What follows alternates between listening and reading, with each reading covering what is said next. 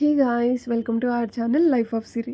మనం రీసెంట్గా కోటి దీపోత్సవం జరిగిందనమాట. కార్తీక పౌర్ణమి సందర్భంగా ఎన్టీఆర్ స్టేడియంలో జరిగింది. నేనైతే ఫస్ట్ టైం వెళ్తున్నాను. సో ఇక్కడికి వెళ్ళాలి అంటే మీకు ఏమేమి వస్తువులు కావాలి, ఎలా వెళ్ళాలి, ఇదంతా కూడా ఇన్ఫర్మేషన్ నేను ఈ వీడియోలో కంప్లీట్గా ఇచ్చాను. సో వీడియోని మిస్ అవ్వకుండా చూడండి, ఎప్పటికైనా సరే మీకు ఉపయోగపడుతుంది.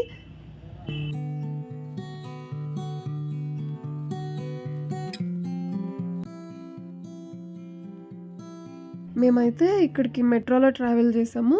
మేము ఫస్ట్ ఎక్కడ దిగామంటే లక్డీ కపూర్లో దిగేసి అక్కడి నుంచి ఆటో తీసుకొని ర్యాపిడో బుక్ చేసుకొని వెళ్ళామన్నమాట. సో ఇలా అంతా చూసుకుంటూ వెళ్ళాము. ఫస్ట్ అయితే మాకు మిస్ అయింది ఎన్టీఆర్ గార్డెన్స్ అని పెట్టాము లొకేషన్, కానీ ఎన్టీఆర్ స్టేడియం అనమాట. 2 డిఫరెంట్ లొకేషన్స్ ఇవి. సో మీరు చూసుకోండి, ఎన్టీఆర్ స్టేడియంలో జరుగుతుంది కోటి దీపోత్సవం అనేది. విఐపి పాస్ ఉన్న వాళ్ళందరికీ ఒక సపరేట్ వే అయితే ఉంది. సో అక్కడ చెకింగ్ కూడా ఉందండి. పాస్ అనేది తీసుకున్న తర్వాతనే మిమ్మల్ని లోపలికి ఎంట్రీ చేపిస్తున్నారనమాట. సో వచ్చిన తర్వాత ఇక్కడ అంతా కూడా మీ ఫుట్వేర్ అంతా కూడా ఇక్కడ వదిలిపెట్టాలి. అక్కడ ఒక ప్లేస్ అనేది మీరు గుర్తుపెట్టుకోండి, లేదంటే తర్వాత మీకు గుర్తుండదు. మేమైతే లోపలికి వచ్చేసినాము. ఎంత రష్ ఉందంటే చాలా రష్ ఉంది. అండ్ 5:30 నుండి స్టార్ట్ అవుతుంది. అండ్ మీకు ఏంటంటే ఎంత ముందెళ్ళినా సరే అక్కడ క్రౌడ్ అనేది ఇట్లానే ఉంటుంది అనమాట. పౌర్ణమి రోజు మనకి ప్రవచనాలు వచ్చేసి గరికపాటి గారు చెప్పారండి.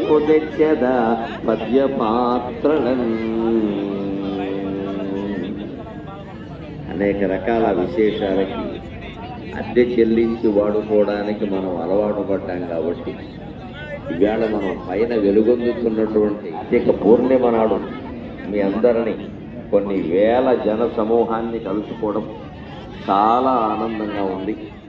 మనం లోపలికి ఎంటర్ అయిన తర్వాత రైట్ సైడ్ ఇలా అమ్మవారు తన 2 కొడుకులతోటి ఎంత చక్కగా కూర్చున్నారో, ఎంత బాగుందో అసలు. నాకైతే చాలా బాగా నచ్చింది. ఫైనల్లీ మనమైతే ఒక ప్లేస్ అనేది చూసుకొని కూర్చున్నాం అనమాట. మమ్మల్ని అక్కడ ఆపేశారు కదా, అక్కడే ఉండకుండా కొంచెం ముందుకొచ్చి వెనక సైడ్ కూర్చోవచ్చు. మీకు ఫ్రంట్ అనేది అంత బాగా కనిపించకపోవచ్చు, బట్ బ్యాక్ సైడ్ మీకు స్క్రీన్లో ఎవ్రీథింగ్ కనిపిస్తుంది. మనం అక్కడికి ఎలా వెళ్ళాలి అని చూసాం కదా. సో తర్వాత ఇప్పుడు అక్కడికి ఏమేమి తీసుకెళ్ళచ్చు అనేసి కూడా ఒకసారి చూద్దాము. ఫస్ట్ ఆఫ్ ఆల్ అక్కడికి మనం ఏం తీసుకెళ్లకుండా కూడా వెళ్ళొచ్చు. ఎందుకంటే మీకు అక్కడ దీపాలు పెట్టేసి శివలింగాలతోటి ఫ్లవర్స్ పెట్టేసి అంతా కూడా రెడీ చేసి ఉంచుతారనమాట. వత్తులు పెట్టి నూనె వేసి ఇదంతా కూడా రెడీ చేసి ఉంచుతారు. కాకపోతే మనం వెళ్ళేటప్పుడు 108 వత్తులు ఉంటాయి కదా, సో అది తీసుకెళ్ళచ్చు, నూనె తీసుకెళ్ళచ్చు, ఫ్లవర్స్ తీసుకెళ్ళచ్చు, అండ్ విభూది, కడ్డీలు, కర్పూరం ఇలాంటివన్నీ కూడా తీసుకెళ్ళి అక్కడ మళ్ళీ మనం సపరేట్గా కూడా చేసుకోవచ్చు. తీసుకెళ్ళినా తీసుకెళ్ళకపోయినా కూడా ప్రాబ్లం లేదనమాట. మేమైతే అసలు ఏం తీసుకెళ్ళలేదు, ఫస్ట్ టైం కాబట్టి. ఒకవేళ మీరు ఇంటి నుండి తెచ్చుకోకపోయినా అక్కడ సరౌండింగ్స్లో అమ్ముతారు. సో అవి కూడా కొనుక్కొని లోపలికి ఎంటర్ అవ్వచ్చు. నక్షత్రంతో కూడిన పౌర్ణమి వేళ ఆకాశంలో పున్నమి చంద్రుని వెలుగులు, వేదిక మీద సదాశివుడి వెలుగులు, వాళ్ళతో అరుణాచలేశ్వరునికి జయ జయ పలుకుదా. అపీత కుచాంబికా సమేత అరుణాచలేశ్వర భగవాన్ కి జై. అపీత కుచాంబికా సమేత అరుణాచలేశ్వర భగవాన్ కి జై. అపీత కుచాంబికా సమేత అరుణాచలేశ్వర భగవాన్ కి జై. రమణీయ రమణస్య బ్రహ్మ విష్ణు శిరస్సేన అనుగ్రహ మూర్తి పరాయణస్య వేద ఘోర ప్రియస్య అంగనాధర బంధీన అరుణాచల మహారాజుకి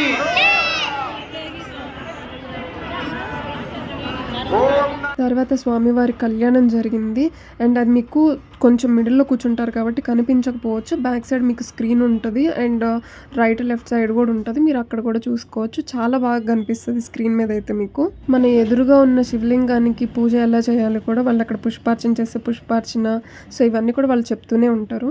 ఓం శూలపానయే నమః, ఓం ఖడ్వాంగినే నమః, ఓం విష్ణువల్లభాయ నమః, ఓం శివవిష్ణాయ నమః, ఓం అంబికానాథాయ నమః, ఓం శ్రీకంఠాయ నమః, ఓం భక్తవత్సలాయ నమః, ఓం భవాయ నమః, ఓం లోకేశాయ నమః, ఓం శ్రీకంఠాయ నమః, ఓం శివాప్రియాయ నమః, ఓం ఉగ్రాయ నమః.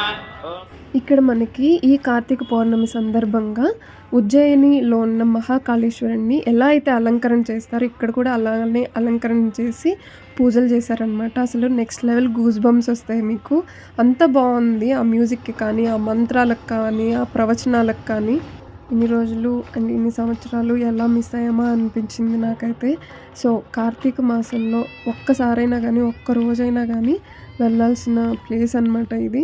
కళ్యాణం జరిగే టైంకి మన తెలంగాణ రాష్ట్ర ముఖ్యమంత్రి యనమల రేవంత్ రెడ్డి గారు కూడా వచ్చారనమాట సతీ సమేతంగా.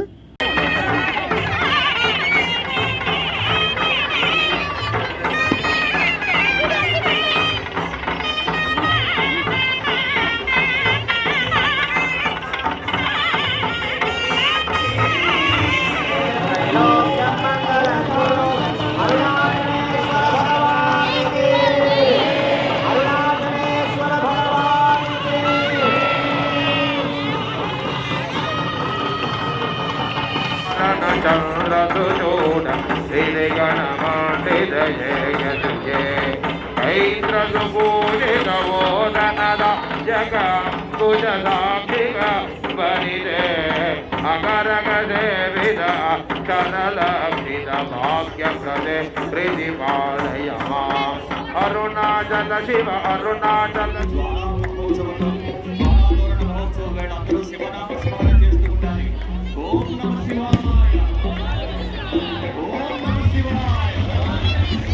జ్వాల తోరణం కానీ, స్వామివారి కళ్యాణం కానీ ప్రతి ఒక్కటి కూడా ఎంత చక్కగా జరిగాయో, అసలు ఎంత బాగుందంటే మనసుకి ఎంత ప్రశాంతంగా ఉందో. రోజు ఇలా ఉంటే బాగుండని అనిపించింది. 9-9:30 వరకల్లా ఇంకా దీపాలు ముట్టించడం స్టార్ట్ చేసేసారు.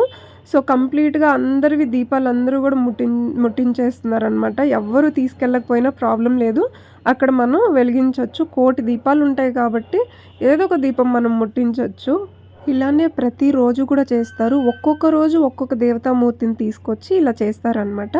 పౌర్ణమి రోజు మాత్రం అరుణాచలేశ్వర స్వామి వారికి కళ్యాణం జరిపించారు.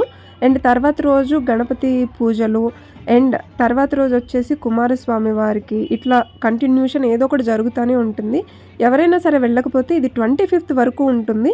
ఖచ్చితంగా వెళ్ళండి, ఒకసారి విజిట్ చేయండి, చాలా బాగుంటుంది. బ్యాక్ సైడ్ స్క్రీన్ మీద మీరు చూసుకోవచ్చు, దీపాలన్నీ వెలిగించాక ఏరియల్ వ్యూ అనేది అంత బాగుంటుంది. అండ్ ఇక్కడైతే మిడిల్లో ఉన్న లైట్స్ అన్నీ కూడా స్టాప్ చేసేస్తారండి. ఆ దీపాల వెలుగులో లైట్స్ ఆఫ్ చేసిన తర్వాత ఇంకా చాలా బాగుంటుంది. అప్పటికే 10:30 అయిపోయింది, అందుకే మేము బయటకు వచ్చేసాం. మేము వచ్చేసే ముందు కాంతార నృత్యం జరుగుతూ ఉంది. వీడియోని ఇక్కడ వరకు చూసినందుకు thank you so much for watching.